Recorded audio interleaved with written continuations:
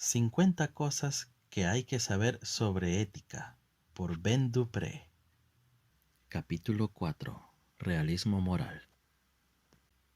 El mundo es una realidad externa que existe independientemente de nosotros.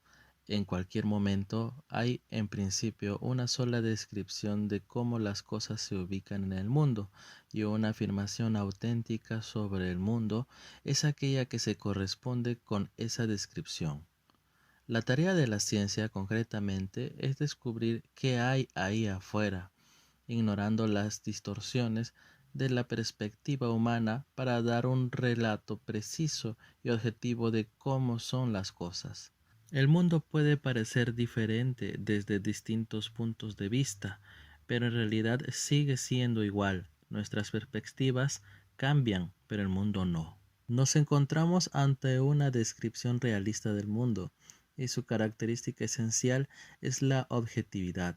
Asume que las cosas existen realmente independientemente de nosotros y que las afirmaciones hechas al respecto pueden ser ciertas o falsas. Es una visión común, incluso una visión que se ajusta al sentido común que la mayoría de personas aceptarían. No obstante, las dificultades empiezan a surgir cuando propiedades como el color y el sonido se introducen en la imagen. Podemos dar por hecho que un tomate, si no se ve, es realmente rojo, o que un árbol que cae sin que nadie lo oiga realmente hace ruido. Pero la peculiaridad de la idea de que tales propiedades existan independientemente de los seres humanos es obvia. La cuestión se vuelve todavía más peculiar cuando se trata de valores estéticos o éticos. Podemos decir que la belleza está en los ojos de quien mira, pero normalmente suponemos que hay algo más que eso.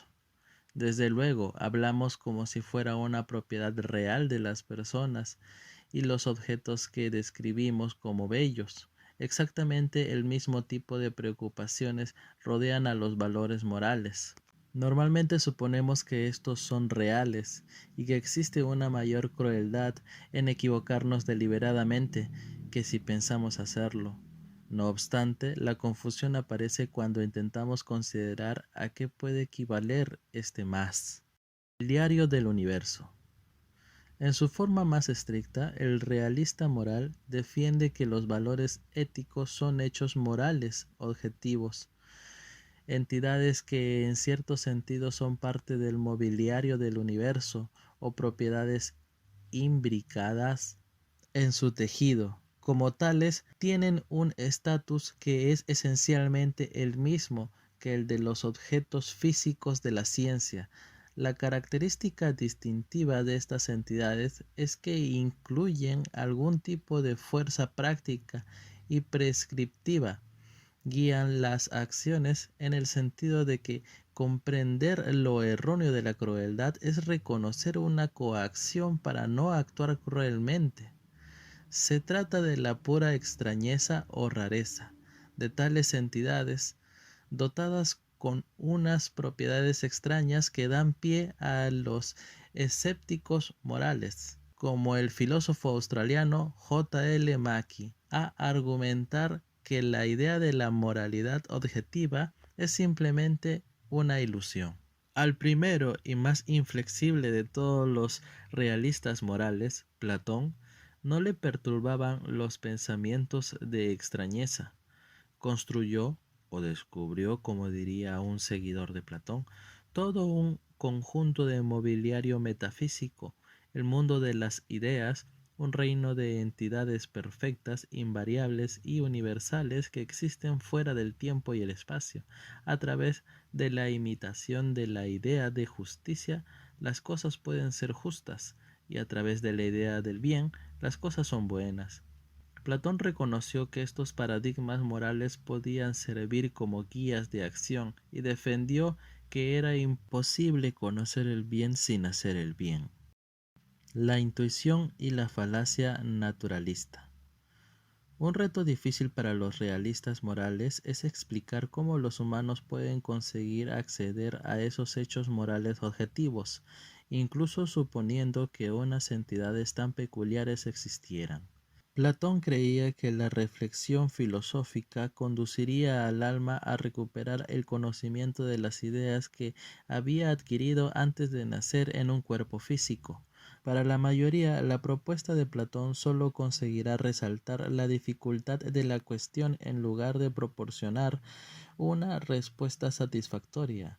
En busca de medios ligeramente menos exóticos de salvaguardar el realismo moral, varios realistas en diversos momentos han sugerido que la gente tiene un sentido o facultad moral innata, una especie de intuición que permite atisbar los hechos morales objetivos directamente. Uno de los pioneros modernos del intuicionismo ético, el filósofo inglés G. E. Moore, es hoy recordado especialmente por su discusión de lo que él llamó la falacia naturalista.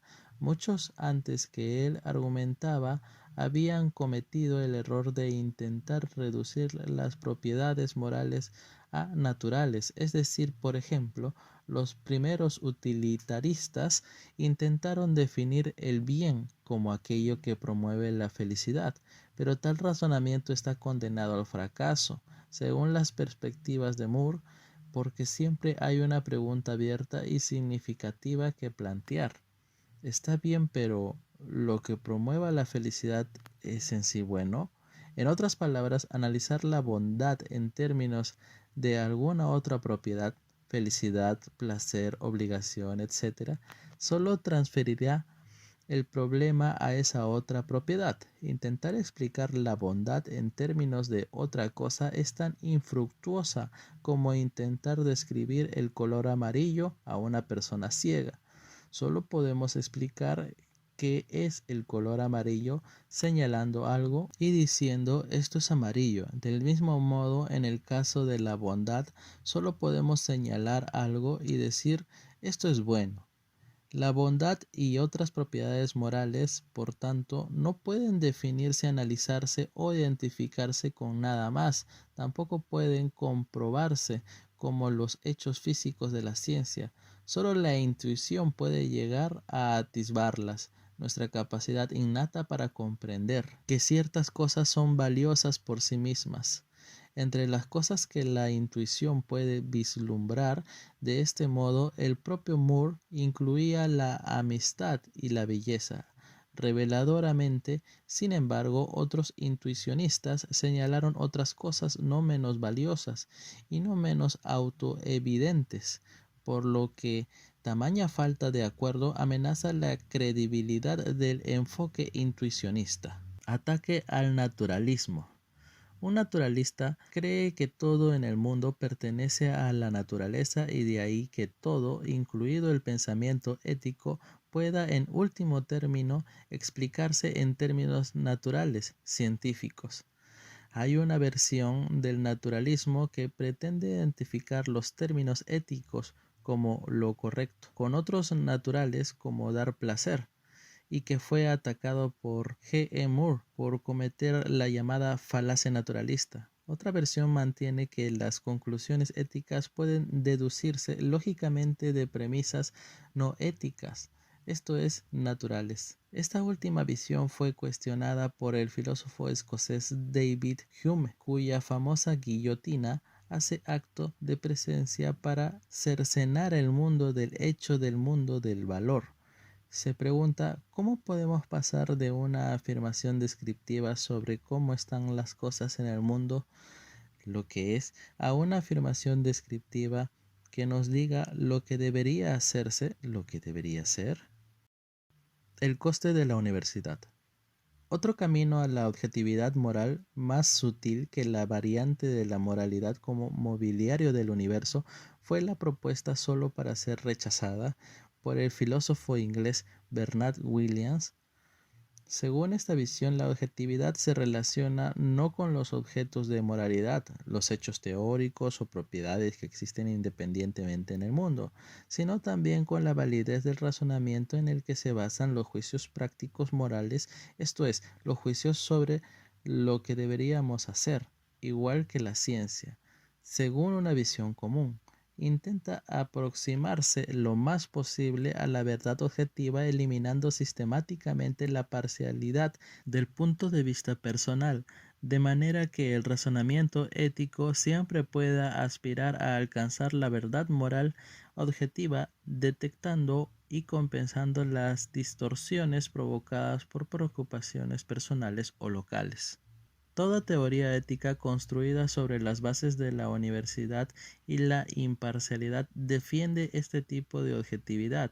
El propio Williams, no obstante, llegó a la conclusión de que la ambición de borrar el punto de vista personal del proceso de tomar decisiones morales prácticas era absurdo. Las preocupaciones personales, los proyectos y los compromisos que de esa manera se excluían sobre precisamente las cosas que dan a la vida buena parte de su valor y significado, el precio pagado por la objetividad en este sentido es la pérdida de la integridad individual.